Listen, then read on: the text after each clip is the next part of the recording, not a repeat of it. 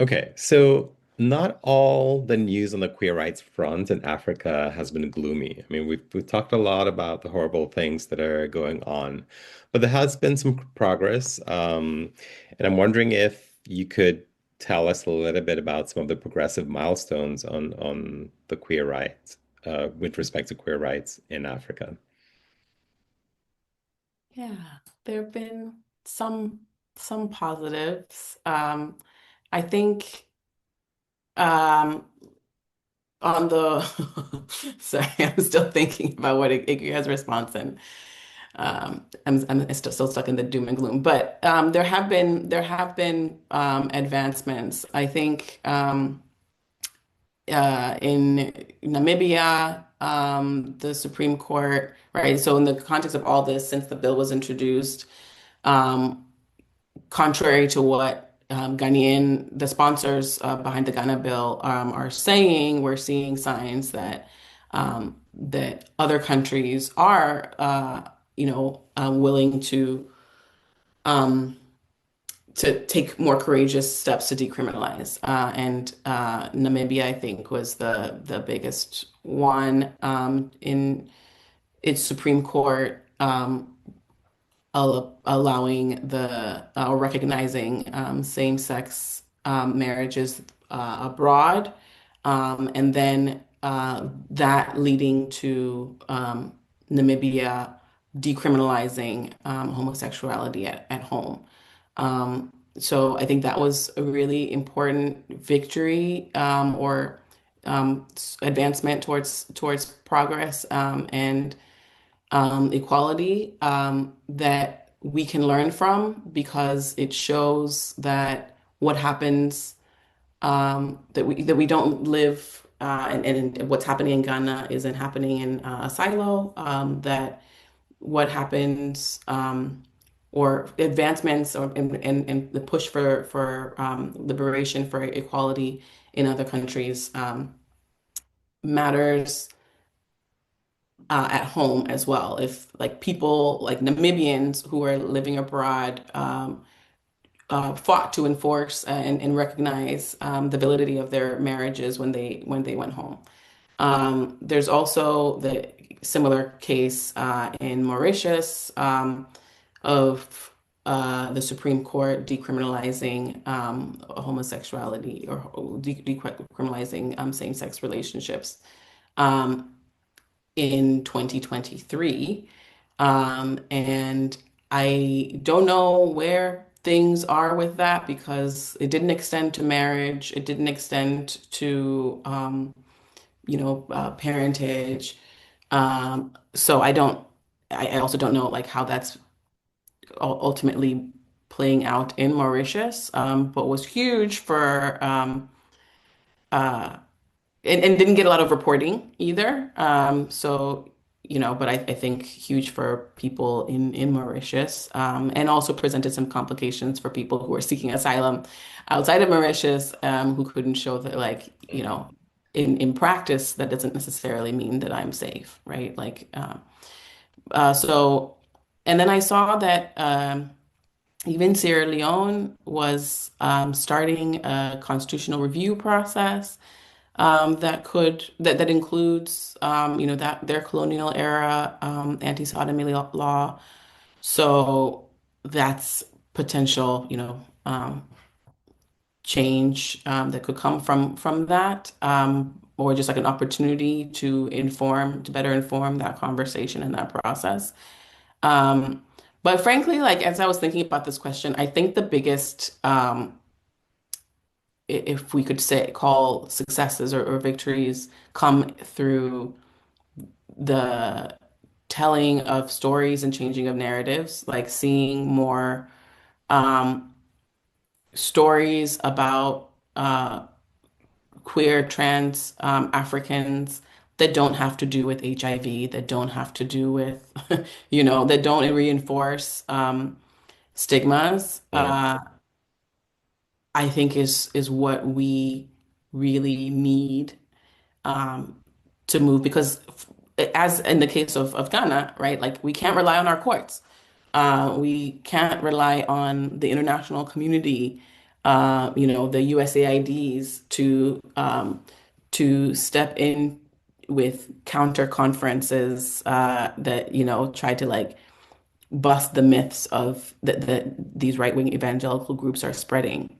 Like they're spreading faster than the research, that counters them. So, what we need is for the conversations in the public spaces to better represent and reflect the experiences of LGBTQ people. We need our stories um, to be told so that people can see that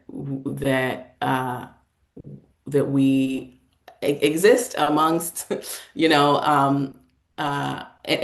that we are part of families, that we do reflect family values.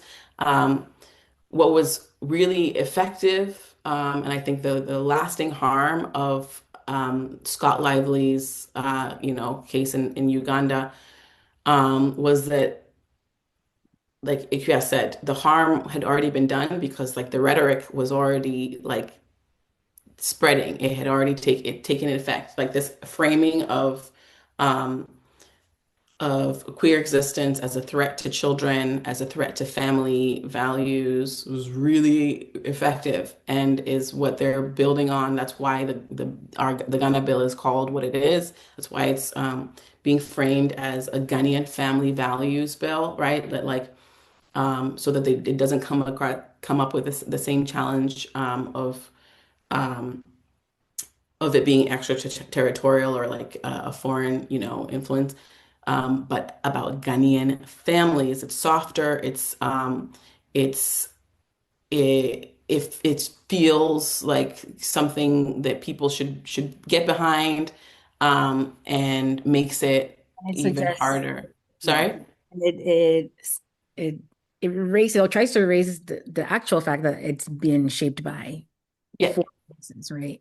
Because right. these bills are all Western imperialist, cultural imperialist influences. Um, with Yeah. I think those who are more versed on the francophone countries can speak to their unique circumstances, like in Mali and in Burkina Faso and Senegal.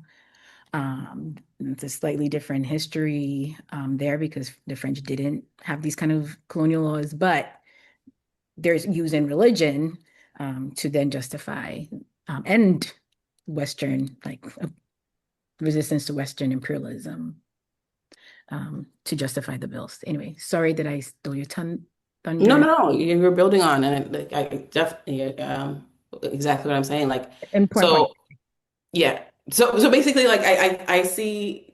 Therefore, like, I see. And I'm glad you had a conversation with Joe Wacko, like, about um his that film, Nyamema. Like, I see that as a big win.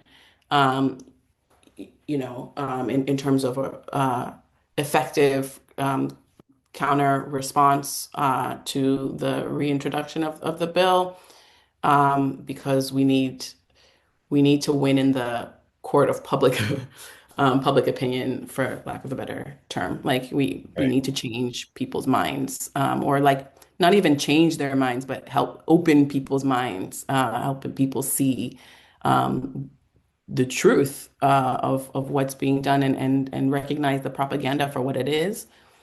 Um, but Right. yeah. I mean, I've always believed that, one of the issues in Ghana is that the homophobes, the queerphobes have held onto the mics, have had the mics for a long time. And so they've painted a deceptive a deceptive picture, a scary lie about what queer people are, right? We supposedly queer people are the ones that you have to protect kids from. They're the ones that you have to protect yourself from because they might motivate you into X, Y, and Z.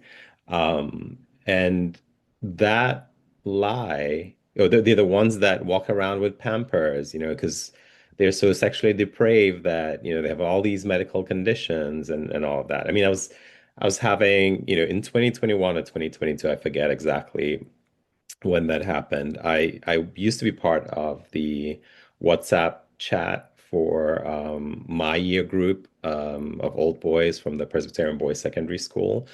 I finished in 98, and so, we have a 98 chat, and I used to be on there. Um, and when all these conversations were happening, they were happening on like in the Ghanaian public. They were happening on the WhatsApp chat as well. And so I'm, being an openly gay man, gay Ghanaian, one of their brothers, classmates, made myself available to sort of, answer any questions. Like, okay, me. We lived together in boarding school for 3 years. I know that there's a climate of misinformation, but you know who I am, so bring your questions to me.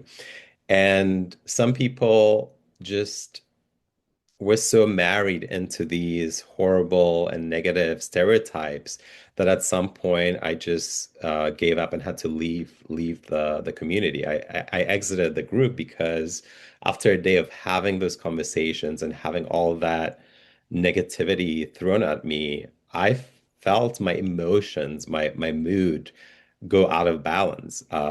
It was so debilitating.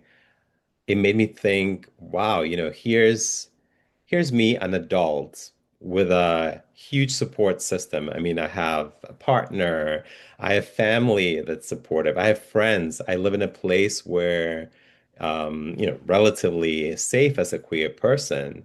And yet that emotional toll was so strong in those 25, in that day of conversations. And it made me think about what it might be like to be sort of a youth coming up and isolated without these resources in a climate where everything is telling you that you're wrong, that you're evil, that you're taboo, right?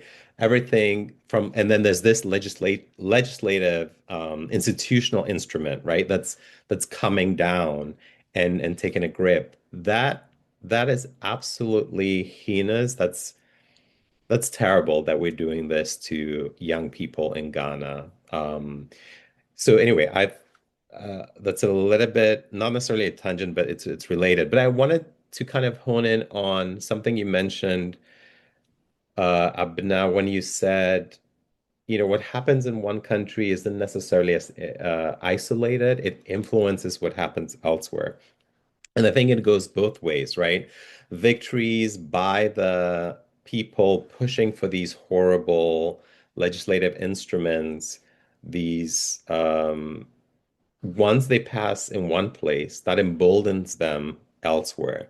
So, for example, like maybe the French colonial culture didn't have those unnatural carnal knowledge, things that the British laws did, but there is a climate in Africa where these ideas, these notions of queer people as being scary, being as things that we have to protect society from, things we have to criminalize, those are spreading from country to country. So that's one thing. But there's also the other aspect where a victory in one place sort of shines a light into the rest of the continent and shows us the way. Could we talk a little bit about why this conversations about Ghana's hate bill targeting queer people is a Black liberation conversation? What are your thoughts on Yeah, it is a black, I mean, apart from the fact that we're black, that? I need to state the obvious. Yeah, I think one of the important things that uh, Black queer women in particular in movements for Black freedom um, on the continent and in diaspora communities have always made clear is like the most marginalized among us. Um, our movement must center our needs, right? We cannot put us on the margins. We cannot be a second or third, consideration. Um, our movements have to take up all of the needs of our community, all of the different sections of our community, right? Our community in its whole, right? Black people, as we are a whole, we are not Black straight, Christian people, whatever. Use all the different majority identities. That's not who we are. Black people as a whole, and we consist of multitude of identities, right? And if we want to say Black liberation, as in the whole of Black liberation, then that includes all of our different intersections in terms of who we are. And Black feminists have made that very clear from their own experiences of being marginalized in movements, so-called movements for Black liberation, particularly movements that are nationalists, but not necessarily revolutionary, that only see liberation, at a certain point, right? The liberation is, pushing out the colonizers. Liberation is becoming economically independent. Liberation is having our own capitalist system, where we're not talking about what about poor Black people? What about, Black women? What about Black intersex people? What about Black trans people, Black women, Black gay, lesbian, bisexual, etc. Black Muslims, Black, you list all the different ways that our identities intersect. And if we're not talking about all of us, then we're talking about none of us, right? Right. In the case of Ghana, if everyday Ghanaians who don't identify as gay can see how this focus on LGBTQ people does not bring anything to their lives in terms of resources, changing your material conditions, changing the balance the balance of power, right, between the owning class in Ghana and everyday Ghanaians. We need to do that education, as Abena said, right? The actually talking about where our commonalities are, and where resources should be focused on, as opposed to, these kind of bills that honestly, when you like we read it and you're like, what is the logical conclusion of some of the, like many of this, if not all of these things, right? How do you enforce this? Will it even be enforced? And why are we putting resources into it? I think we can win more people over. And so, yeah, just the main point is, if our movements are not intersectional, right? If they're not talking about all of us, then it's talking about none of us. And that's what, to me, why to me it's important to center the most marginalized among us, like LGBTQ people, in the fight for Black liberation. We're not getting there. Like, it's not happening without unity, and the unity has to be across different identities and peoples.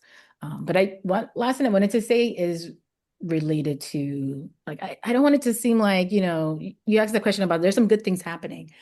There are some good things that have been happening way ahead of some of these Western countries. South Africa has one of the most comprehensive and most protective constitutional rights for LGBTQ people, and passed it, right, before many Western countries did for their own, right? They were among the first to pass same-sex marriage, and, reverse sodomy or repeal anti-sodomy laws, even before they started the process, before other countries did, right? Western countries did. So I just want to say we have examples. We have examples. And what's beautiful is that more of us are getting to connect with each other and build. And that's the only way we can fight this clearly coordinated movement against our rights, is by building our side and connecting and learning from each other, and leveraging our power against these forces. So just wanted to, yeah. Yeah. Thank you for, and I can't believe I didn't even left out South Africa, because it is the prime example, right? And I think the point that you're making in response to Arthur's question, like, if we're not all free, if we're not all included in this vision of liberation, then, like, what's the point? And I I think the South African example is, like, yeah, the best model of that. I think Another thing I wanted to just emphasize, only thing I wanted to add on to what Ikuya said about the Black liberation, this Ghanaian queer and trans Ghanaian liberation being tied to all Black liberation is first and foremost because it is a law built on colonial infrastructure, right? Like the anti-LGBTQ laws and policies, the rhetoric is all built on colonial infrastructure and ideology.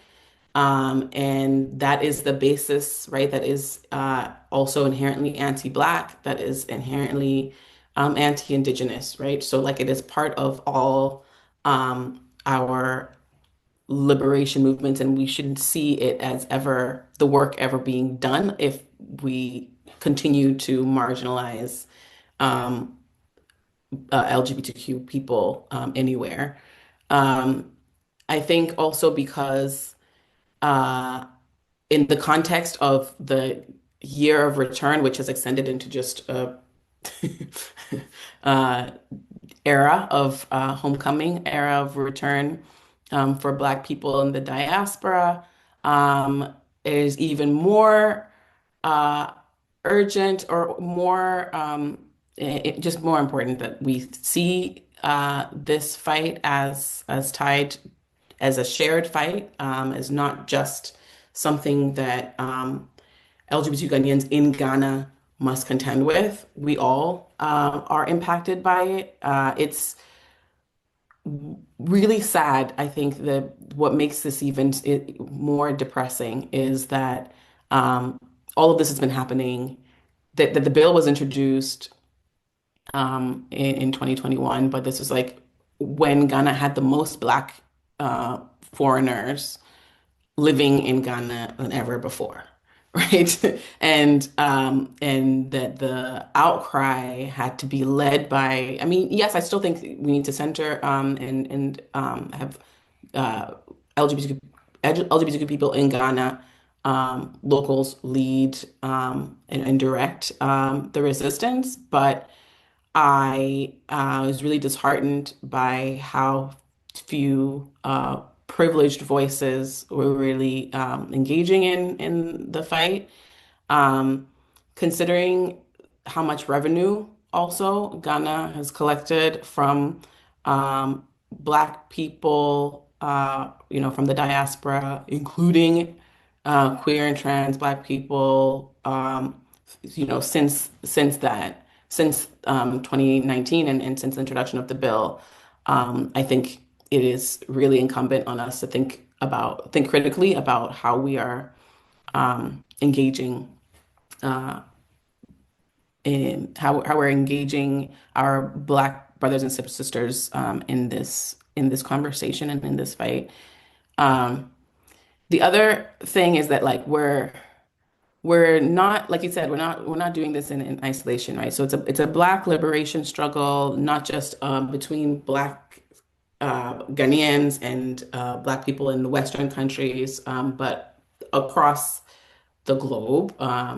And I don't think that there's been enough that we've seen enough, heard enough stories by people who have had those cross-cultural experiences, just like to really put into context for us how much of our to bring to light how much of our experiences are shared and Mm. how much we can really learn from each other. So I think it's an ongoing yeah, it's an ongoing fight, obviously, but like it's one that we need to continue to frame as a collective Black liberation fight, like that it's something that is tied to all of our struggles, like you said, intersectional and not uniquely something for Ghanaians to understand or deal with. Yeah. So we've been sort of playing defense, I think, for a long time, or at least in this fight against the bill, right? We sort of the homophobes is what I usually just refer to them as kind of propose this horrible bill, and then we're sort of scrambling to prevent this horrible calamity from happening.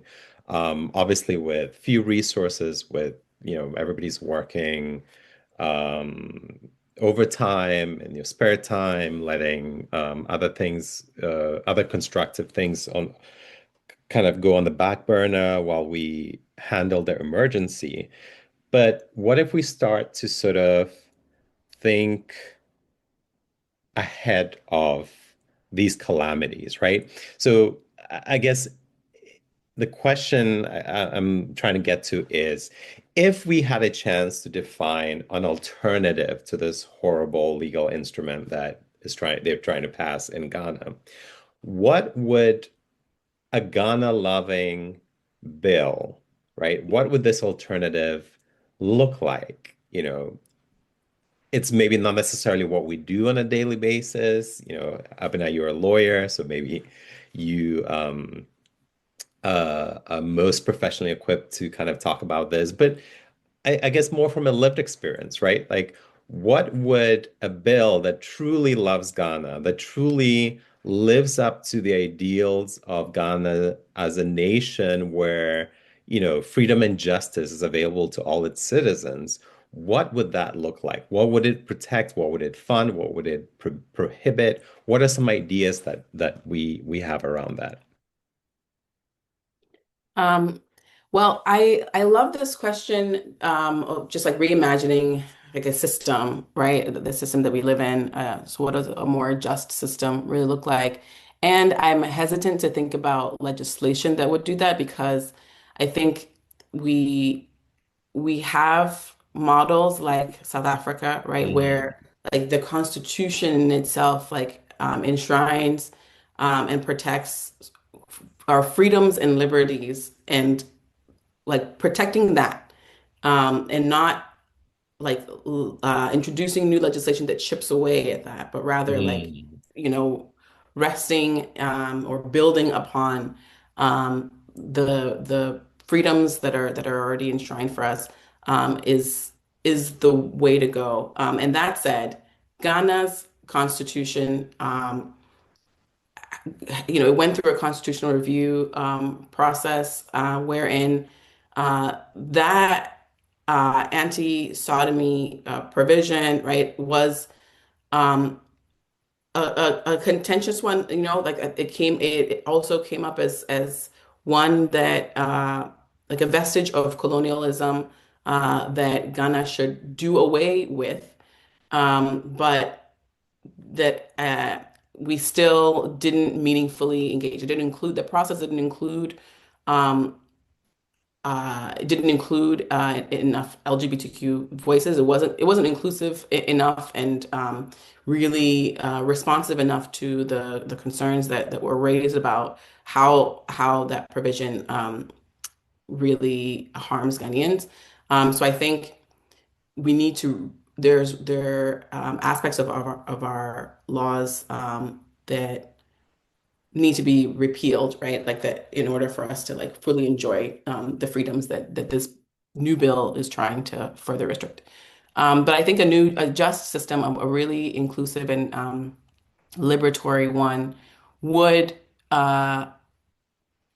decriminalize any existence. So it would not be based on who the person identifies themselves to be or on identity. Um, it would uh, criminalize rather than criminalizing identity, would criminalize uh, or would enforce laws that criminalize violence against people, including like vulnerable people, like children, like queer people, like women, which we see happening, on an ongoing basis, and it would also allow access to information and education. I think the comprehensive sexual health education, uh, it wasn't a bill, it was a policy that Ghana Ministry of Education, Ministry of Women and Children, Ministry of Health, all spent years working on, informed by, the expertise of Ghanaian teachers and healthcare professionals, about what would support healthy sexual health education, healthy, development for children. Um, and that was actually what triggered what was the impetus behind this effort to push the bill, was seeing that there was state resources, right? That there was public support behind expanding our education system to empower young people with the knowledge for like bodily autonomy, for understanding and exercising their agency, for destigmatizing, right, and including LGBTQ voices. That is what stirred, the evangelicals into basically starting Uganda 2.0, or like introducing this hate bill. And it was the church groups, right, that basically responded and shut down any efforts for something that had gone through many layers of review, and had been introduced by, again, three ministries, uh, but they shut it down. And I think that in itself is a sign of what the threat of knowledge, the threat of of education and access to information to these hate mongers. I think a more just system would be actually implementing that comprehensive sexual education, and going even further, right? On learning our history. So not just in the context of sexual health education, but also in the context of Ghanaian pre-colonial history, and understanding that not just Ghanaian pre-colonial, African pre-colonial history, understanding that there was representation, there was recognition and reverence for gender expansive people, and queer people that we have always had in our language, and just on our understanding of our humanity and the diverse, ways of being, have already always appreciated, or like had included in our society, LGBTQ and trans people, and that what is actually new, or what's been imposed, that the erasure stems from, um, colonial forces and religious indoctrination. I think expanding our education system, and just like our minds, to really truthfully look at like our history, and our like open the discourse a little bit more, would be a more just alternative to this bill. Um, and yeah, I'm gonna shut up now because I've been rambling, I feel, but there's just so many things that this bill, so many harms, and I think the worst is the freedom for people to be able to learn and express um, like their identities and their selves fully. Yeah.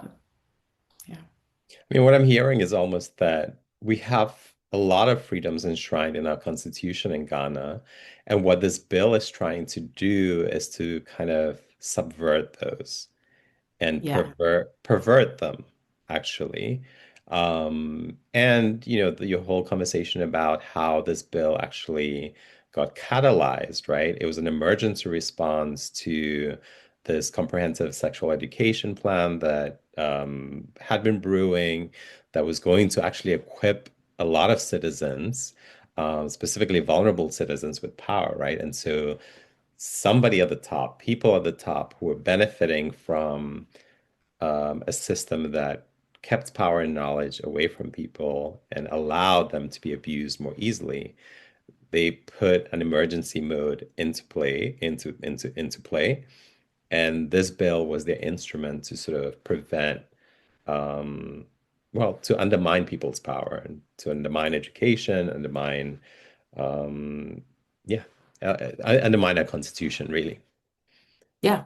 Okay. Um, yeah. Because the church has also always held, right, power over schools, and has always held the power to censor, to direct like where resources go. And it's like I think that would be another important reform effort for us legally is the true separation of our church, our religious institutions, from the governance of like education and access to healthcare and justice. Like why does it matter what the head of Christian Church Council of Ghana or whatever thinks about what is taught at the third grade level, in terms of access to health? Why do we vest so much power in these institutions? It's because of colonial influence and yeah. Thank you. Thank you for sharing those thoughts. Ikea, do you agree that we don't need a progressive bill, that most of what we need is actually in our constitution? Well, I okay. know what Abena was saying. I don't know if that's what Abena was saying. No, no, you're right. So That's we not what do, we she's need saying. protection, But that we do have a lot of the freedoms. Let's lean into them, right? right? We do have a lot of freedoms on paper, On paper. right?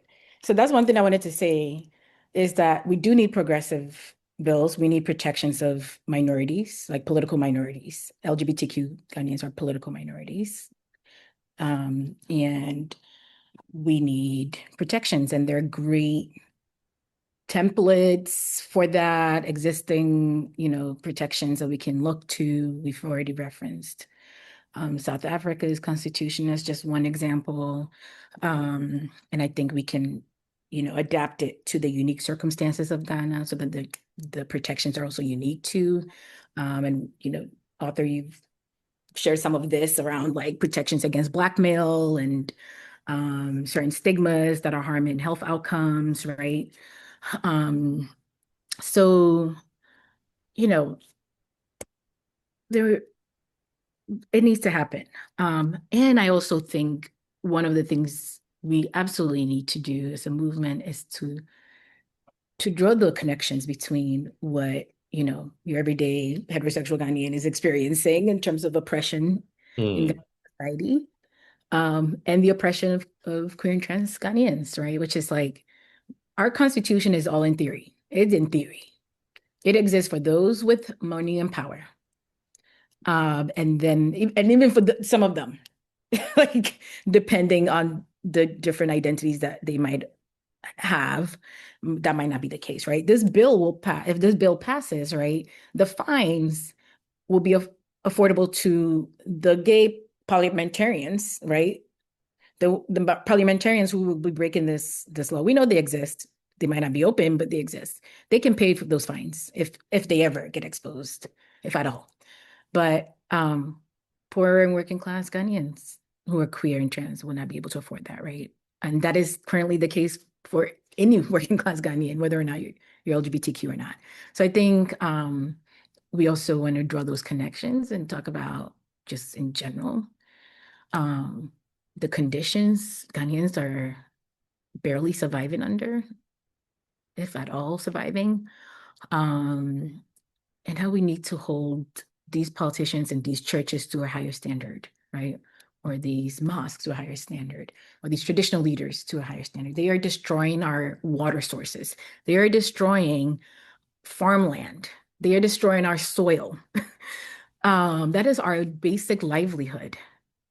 And instead of putting attention to addressing this crisis, you want to continue yet on year 5 of trying to pass a harmful bill that would do nothing to rectify these ongoing ecological crises, right?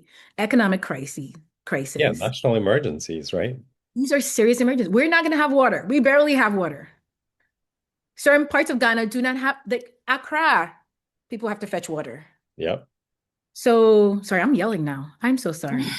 That's okay. And there's a good reason Um, to. so just, you know, there are real problems, right? And yes, people can say, yep, I can deal with this problem, and then the LGBT. Okay, well, let's talk about what your concerns are, because when we start digging, most of what people are consuming and concerned about are just stereotypes, right? Yes, we also agree that children should not be raped. Let's actually talk about that statistic. Mhm. What that is currently happening by heterosexuals. What are you doing to protect those children in schools, right? Or in churches where the pastors are literally coercing children into sexual activities, or traditional leaders are coercing children into committing pedophilia, right? Or the members of parliament to your point, that is the whole point, right? That's why they're scapegoating us. That's why they're making all of this fuss around the bill.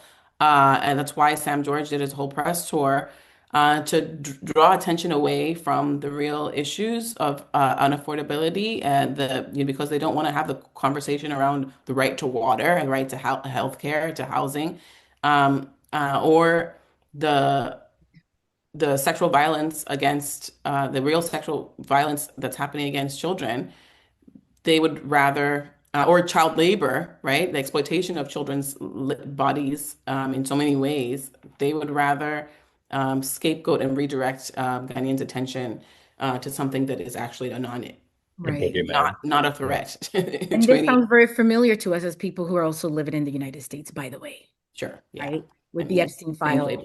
literally a pedophilia ring, right? That cuts across decades, um, and multiple states, head of states, and billionaires, and politicians, academics, etc., with power, right? And instead of addressing that, all kinds of deflections and, you know, escalations and imperialist interventions or ICE attacks, anti-immigrant attacks, um, and so forth, instead of literally this, like, can we just arrest people who are documented as being pedophiles, right? This crisis that's ongoing that we know is happening in churches and people's homes and other institutions of power, by people with power. So yeah, it's all familiar, right? It's like the same kind of story. These evangelicals who are funding these bills, these shadow groups. Sure, as soon as we start digging and looking closely, we'll see their ties to all kinds of immoral deeds. So, yes, I don't know what your original question was, author, Um, but it was I about try to connect with people about I law. think we're talking about what's an alternative bill potentially, or what's the opposite of the law that they're trying to pass in Ghana. But I guess maybe as we wind down, are there anything that people could do, as individuals, either in Ghana, elsewhere in Africa, or somewhere else in the diaspora, or maybe they're not African, maybe they're just people who see the unfairness of the situation and want to sort of somehow help. What are the practical things that people can do to impact the situation? Is there anything people can do? Yeah, there's so much people can do. I Okay, think good. We love solutions. We love action. And I think this goes to Ghanaians and non-Ghanaians, right? Like, and people in Ghana and people outside of Ghana. But I think um, to continue, particularly, I don't want anybody who's in support of the bill to keep talking about it. People who understand the harms of the bill, right? Like, there's the keep talking about it and platforming queer and trans Ghanaians. There's also, I think, a lot of power in our spending and our where our money goes. And I've gone back and forth with this, like, I don't think an all-out boycott of Ghana and not visiting Ghana for those who are abroad or um, not spending again is necessarily effective, but like directing our resources towards supporting LGBTQ advocacy organizations, thinking about how we um, help build up the capacity and support like financial support infrastructure for Ghanaian for LGBTQ advocacy organizations is really important and something that should be done strategically. Thinking about the fact that if this bill is uh, actually signed into law, it will be virtually impossible. It will be even more difficult for advocacy groups, right, to apply for funding, to receive funding, Right, the to groups are supposed to be the law said the law would say any existing groups need to be disbanded. Any disbanded, new groups right? supporting the community in any way, even if it's like providing healthcare, not necessarily promoting, would be legal, right? These groups Yeah, would not exist. So yeah, exactly. So, uh, how do we ensure that the people who were behind, leading the efforts to protect LGBTQ groups can be protected and that work that will be pushed underground, right, can continue and be sustained. I think that's like something that's going to require a lot of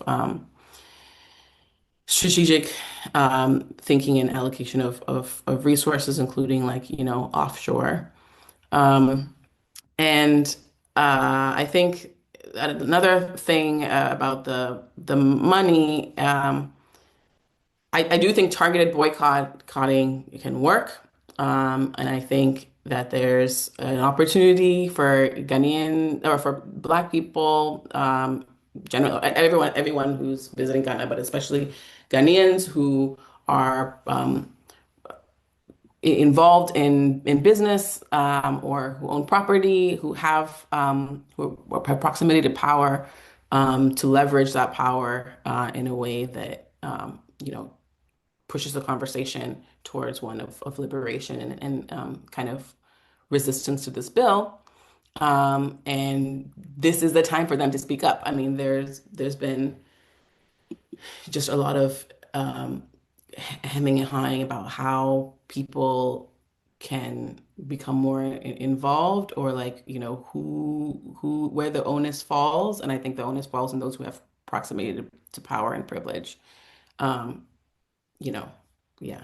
So that's not really direct, specific things that people can do. So much as just like broad strategic, I don't know, thinking. But like, I think there's so much opportunity still. Like, if people had, well, unfortunately, our parliament isn't as accessible to the public as, for instance, like countries like here in the U.S. You can call your representative pretty easily, and it's deliberately I think Ghana makes it deliberately like more difficult, or um, the process is opaque, so it's really hard to know who to reach, how to contact parliamentarians. But people could submit, um, can still submit their petitions to Parliament against this bill. And maybe that would be a good way to share information after this, is like the how to, like how we submitted our petition Okay. to Parliament as it's moving through committee. But uh, yeah, I think there are ways for people to directly involve in the political process or the legislative process. But what will really move the needle is, you know, public outcry, like, in the press, in on social media, public sphere, and money. Like if it's seen as something that could cost Ghana um, foreign direct investment, or just the people who currently live in Ghana would pressure or force people to move and spend elsewhere. Thank you. And Akua, do you have any thoughts? Yeah, all of that. All of that. And I also think the forces that are driving this movement, that are funding Mm, it, need to be sued. They need to be exposed, they need to be sued. It's something I'm like, we're all over capacity, but a dream of mine is that we can build like this, transnational movement against these, and there are efforts. I know there are efforts happening against this anti-gender rights movement. And I hope it grows. I hope we sustain it. I hope it's effective, it gets well funded, and we sue the crap out of these organizations. It demobilized Scott Lively's group and him as a person. He's still trying to do something, but he's not on the continent like he was before. And I think we need to do the same with these other, like we need to ramp it up, and expose them. mm, So that's what I will add to it, is okay. that cut the source. Right. I don't I think it like will get rid of, you know, the ideologues and, the bills and whatever, but it would make a huge dent, right, in their efforts. So uh, I will just add that. Yeah, but find the organizations, find the fundraisers, find the petitions, do what you can, connect with people, and make sure it's in step with movements on the ground, because we've seen people take actions that really undermine community organizations like LGBT organizations, so that put them at risk. It might not even be a political action. It might just be, I mean, I saw this recently trending on Twitter, you know, two people from the diaspora coming back home and learning about the underground spaces for LGBTQ people in their home country that they didn't know about, because all they hear about is all the negative, negative, negative, and not like the safe spaces people are able to still create. And they put it on TikTok or wherever, social media, and it actually put community members at risk of violence, right, and backlash, that they can just walk away, go fly mm, back to their Western countries from, and it's not fair to the community members. So whatever it is, just be mindful of how your actions might impact people negatively, and check in with multiple sources of people, not just one. That's the other thing. If you are going to be taking any action or gathering information, make sure you're gathering information from multiple sources, because they're different. There are all kinds of dynamics in movement work, right? And right. politics. Not one organizational person might reflect the whole of a movement, or the realities facing people. But I think, yeah, that's what I would add to that. Yeah. Okay. I'll add Thank on to you. what you said. Sorry, can I? Yeah, of course. But to what you said about, I love all these ideas. Yeah, the you know holding people personally accountable, suing the sponsors of this bill, exposing, I think just shaming and exposing their their hypocrisy, exposing, I would love if some hackers were able to like track the money and We show need what's more gone, how hackers. much Sam. Hackers are not doing enough. I just gotta They're say. not doing enough. We need more Robin Hood type hackers, More but like more show hacking more is more needed. hacking. Yeah. Where Let me Sam call my George, MIT friends. Please send it to them. We need them. actually though, okay, we'll continue that later. But like I think really exposing, their how much they've collected, personally profited from this effort, and their conflicts of, of interest, that also just values-based conflicts, that he is at the same time that you're holding this position as communications minister, you're putting so much pressure on media outlets that are reporting, trying to provide the few that are trying to provide balanced reporting. You're threatening them, through this bill. Like more exposés about that. We need more exposés about uh, Alban Bagbin and like just the um, World Congress of Families and Family Watch, like all these groups that have been lining their pockets, lining parliamentary leaders' pockets, and show the connection between efforts in like Uganda as well. So I think that's something we need for all the investigative journalists out there. We need more effort, more reporting about that.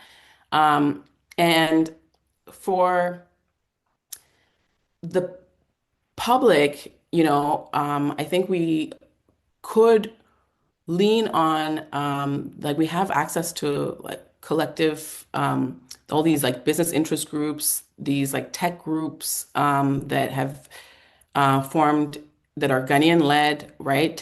Big tech groups that could also push back because they also share an interest in repealing this bill.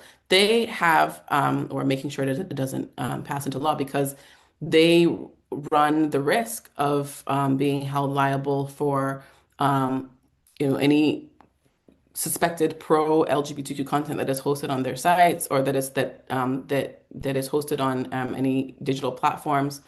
Um, and it is important that for tech companies to ensure that there's like the freedom of online expression, right, is protected, and that like that this bill doesn't open the door to other forms of other reasons for tech companies to be found liable for for their speech. So I think that is a group or allyship with tech businesses or tech companies hasn't been explored enough. Um, and uh, and other industries, right? Other businesses could also come together to form like a list of pro LGBTQ businesses. They could, the organizations, entrepreneurs, and public figures and leaders that are willing to make public statements could all be part of like a directory of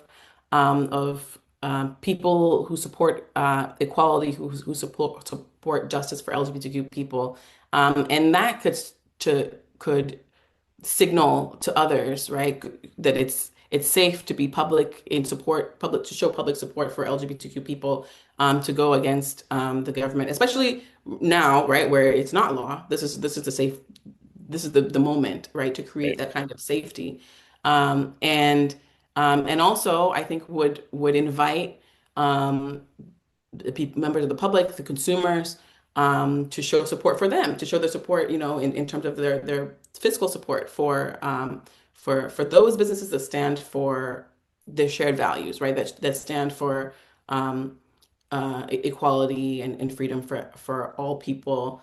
Uh, and I think if we could start this now, if we start building that kind of safety and like that norm of like resistance, by the next December, I would it would be, I think organically would grow into something like we could see the leverage that we could have against like against this bill. Like we would probably see a clear um, division of like where people who are politically engaged or like aware are spending versus others. I don't know. Maybe this is just me being idealistic, but I do think that like a targeted um, boycott or a targeted Funneling, business effort, funneling of yeah, like your funneling our money, right? resources Yeah.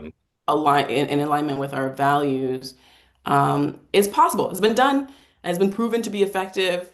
I think we can see even from right the efforts to boycott against Zionist companies, right? The genocide in Gaza, like we see that there have been some examples of successful boycotts, and even here in the Apartheid U.S. South around Africa. ICE. Sorry, Apartheid South Africa. apartheid South Africa again, South Africa. Successful, the most Um, successful boycott. And of course, the American South Right. mhm. Yeah. that And inspired the anti-apartheid movement in South Africa. again, that connects the whole why this, being concerned about this bill or the struggle against this bill and for freedom and justice for all people in Ghana ties into the Black liberation conversation, right? Because, Ghana created this year of return, Black diaspora around the world, come back to the continent, use Ghana as a gateway. You're straight. Was great, right? But, if as Black people everywhere, if we want freedom for Black people, as you shared earlier, we need to think about all of us, right? And so if you're going for Dirty December in December of 2026 or You're the next straight. one, right? But there are ways in which you can I'm so serious. kind of funnel where you spend your money, who you highlight, where you put pressure, what you say, how you declare your values, right? Those are the ways in which you could choose to strengthen or weaken um, certain other players in the system. I like to think of it of like, what's my privilege?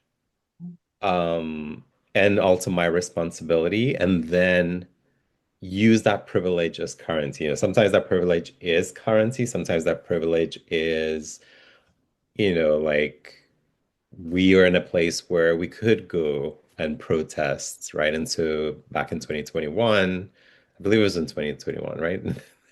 We had the protests, we went multiple times to the Ghanaian consulate here to represent, Ghanaians, queer Ghanaians who oppose this horrible bill and oppose the jailing of the Ho 21 and so on and so forth.